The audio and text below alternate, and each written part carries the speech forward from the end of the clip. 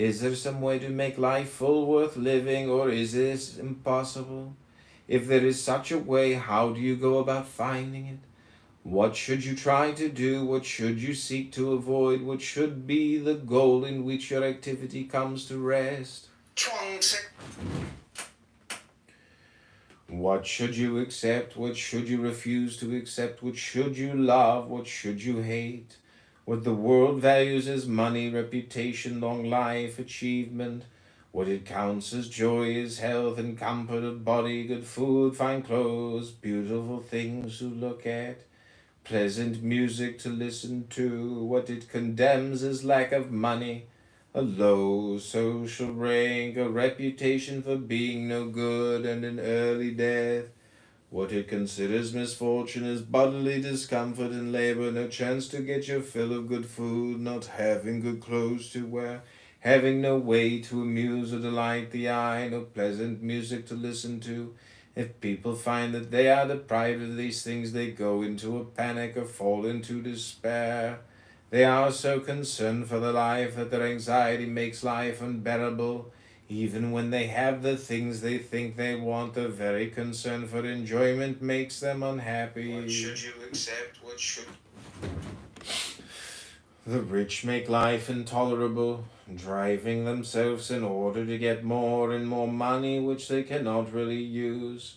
In so doing, they are alienated from themselves and exhaust themselves in their own service as though they were slaves of others.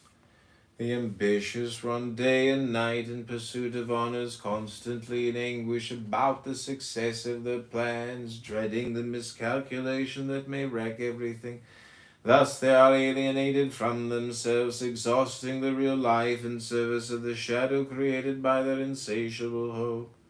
The birth of a man is the birth of his sorrow. The longer he lives, the more stupid he becomes, because his anxiety to avoid unavoidable death becomes more and more acute. What bitterness! He lives for what is always out of reach. His thirst for survival in the future makes him incapable of living in the present. make life?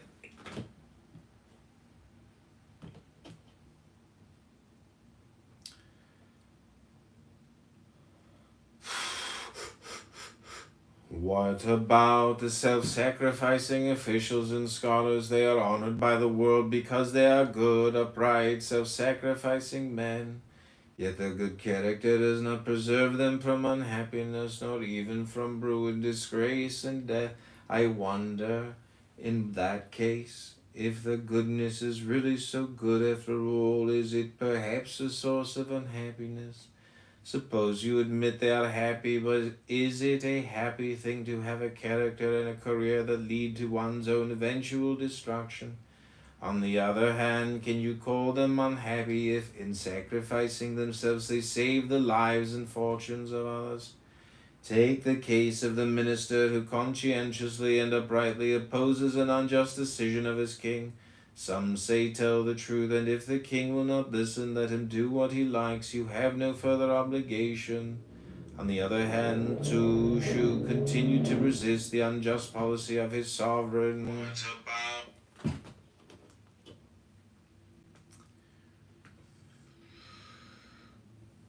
Take the case of the minister who conscientiously and uprightly opposes an unjust decision of his king. Some say tell the truth, and if the king will not listen, let him do what he likes. You have no further obligation. On the other hand, Tu Shu continued to resist the unjust policy of his sovereign. He was consequently destroyed, but if he had not stood up for what he believed to be right, his name would not be held in honor. So there is the question, shall the course he took be called good if at the same time it was fatal to him? I cannot tell if what the world considers happiness is happiness or not. All I know is that when I consider the way they go about attaining it, I see them carried away headlong, grim and obsessed in the general onrush of the human herd, unable to stop themselves or to change their direction, all the while they claim to be just on the point of attaining happiness.